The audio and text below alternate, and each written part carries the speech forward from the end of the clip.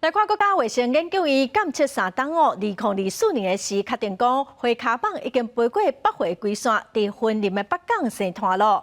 中央甲县政府随着采用头棒的计划，也毋过今年嘛是阁有发现花卡棒的卵。环保局嘛伫北港朝天宫附近9个里来设头棒的设备，嘛呼吁民众着爱特别细腻。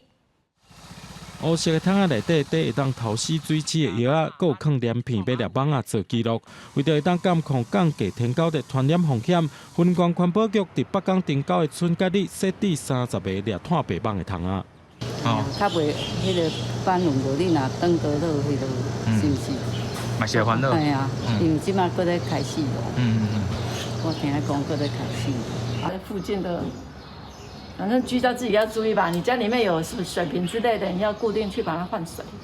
云县环保局表示，经过国家卫生研究院3年的时间调查，2024年确认乌卡棒下过北回归线，伫咧云林北港镇西团，今年同款捌发现乌卡棒的卵，希望设置粒碳白网的桶仔协助监控营养防治。而透过这个桶子的一个设置，我们每周去巡检，可以去来做一个检查观察。这个我们有没有连到所谓的埃及斑纹、白线斑纹这些可能会脱脂登革热的一个蚊虫的一个部分，还有这个孑孓的一个数量。如果今天数量很多的话，我们可能会再加强周边的一个消毒。